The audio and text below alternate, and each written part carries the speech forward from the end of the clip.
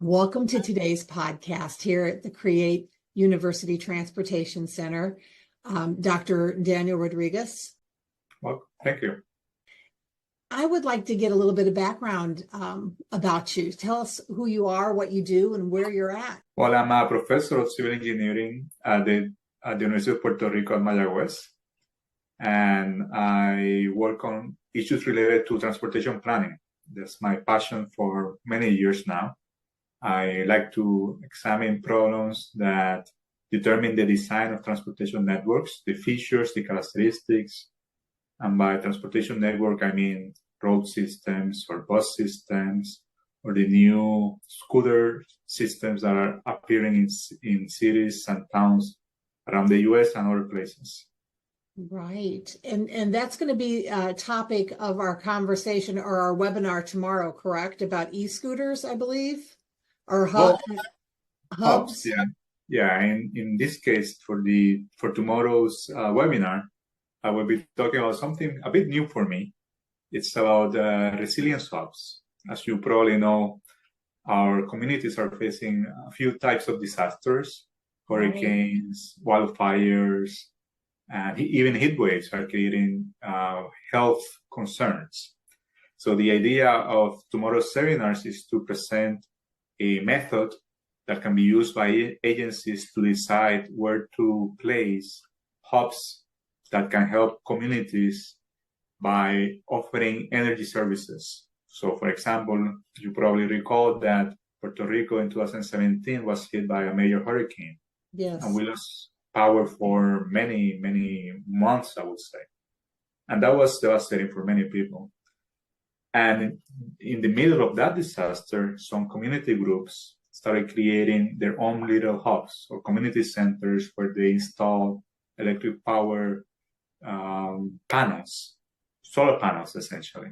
And they provided to their own community essential services, including power services, which is critical, as you probably know. So the idea is, how can we create tools that decision makers can use to decide where to place this type of hubs in the most efficient, more accessible way possible? So were you there with the hurricane? I was. Is that how you got involved or invested in this area of research? And well, in this case, it's a mixture of things. First, the National Science Foundation created an opportunity to work on issues that are related to bridging gaps, service gaps, or other types of needs. And through that opportunity, I had the opportunity to work with some professors here at the university that do a lot of community work. Mm-hmm. And when I was speaking with them, sharing my ideas, I began learning about these type of hubs and their impact that they have. So it's a mix of things. The opportunity that arose, the large group of professors at my university, University of Puerto Rico, that are doing community work.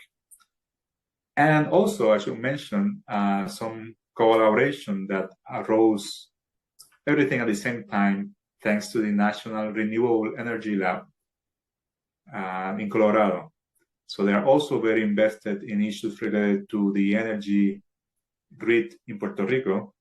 And I made some new friends at that national laboratory that helped me, they introduced me to these concepts of mobility hubs, energy hubs, and how they can help with community resilience. Very nice.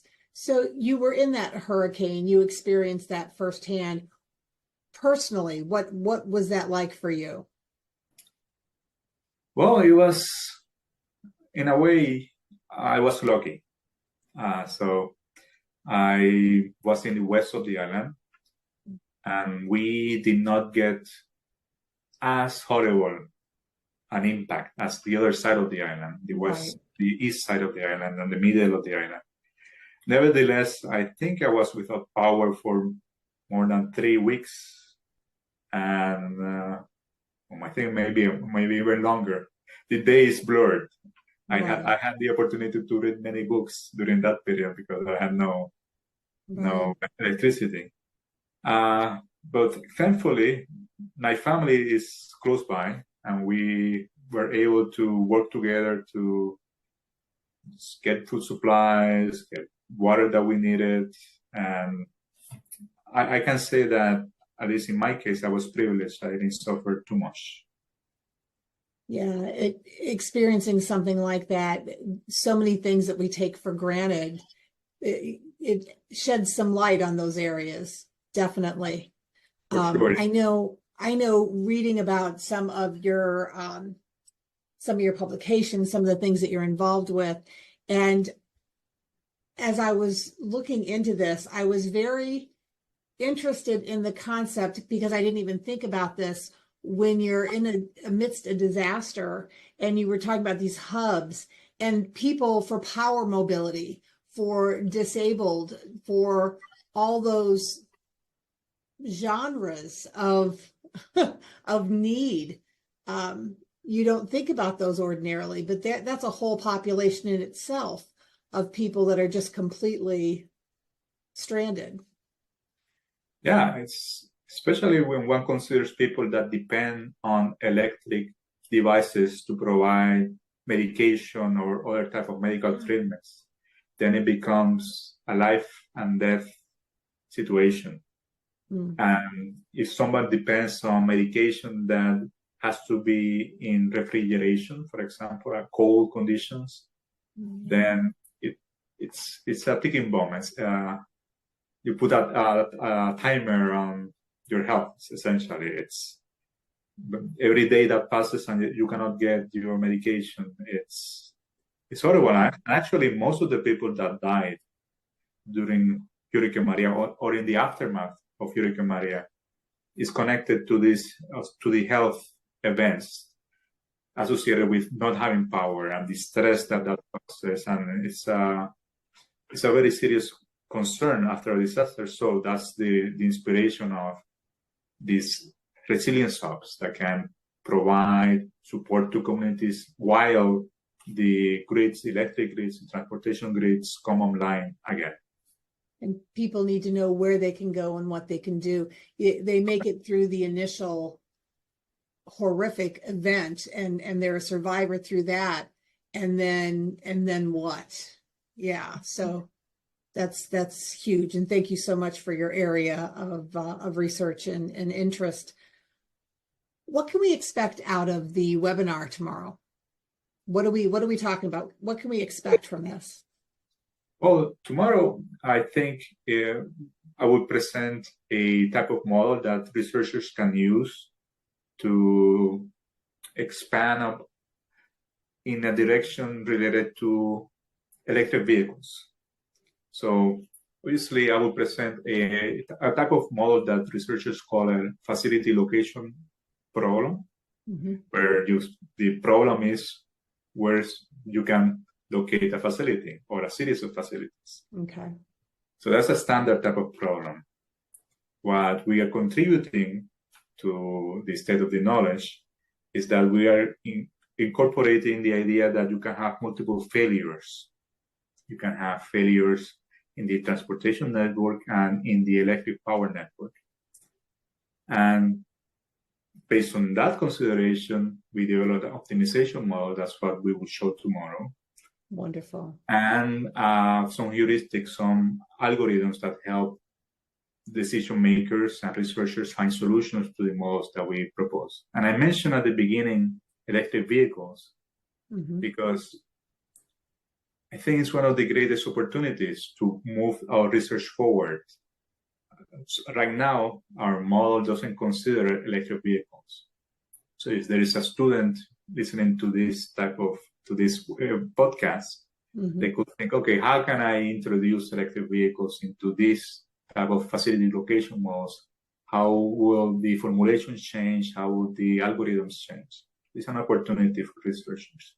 And for community members, for people that are part of nonprofit organizations, they could also help researchers think of, well, maybe you are considering things that are interesting mathematically, but are not really interesting to us. Maybe you should incorporate this or aspects into your model. So it could be an interesting conversation tomorrow. Very nice. Okay, so you live, we're going to wrap up in just a couple minutes here. You live in the islands, right? On the island. What's your favorite thing about being there? Oh, that's an interesting question. I think the people. I think Puerto Ricans are very warm people, very social people. I guess I feel at home, even though I'm not a very social person myself, but it's nice to interact with people that are kind-hearted, generally speaking. And also the weather is great, so it's good to be in Puerto Rico. So describe in 60 seconds your normal day. Oh, my normal day, I start going to the gym, then I get to my office, emails, teaching, research, more emails, meetings, more emails, and then I go back home and I rest. In 60 seconds, how about an ideal work day? Oh, ideal work day would be no emails, and just I could think of interesting things. I just could be creative and not worry about the day-to-day hassle of things that you have to worry about when you're a professor. But ideally, just work with people, interesting people, and come up with new things. If you could be anywhere doing anything, what would it be? Well, I'm very lucky because I'm doing exactly what I would like to be doing. And for example, today we launched a new application at our campus to coordinate carpools and parking. And we're very excited about that. We hope that it will help with the congestion and the parking problems that we have on campus that have existed for many, many decades. So today's an exciting day for me because of that. Tomorrow will be, hopefully the system will continue working and we will be able to solve a problem. I was born in Mayaguez. I studied in the university that I'm a current professor. And then I guess I'm living my dream, essentially. You can't do better than that. You can't do more than that. Hey, that's wonderful. Thank you so much for spending this time today with us, Dr. Rodriguez.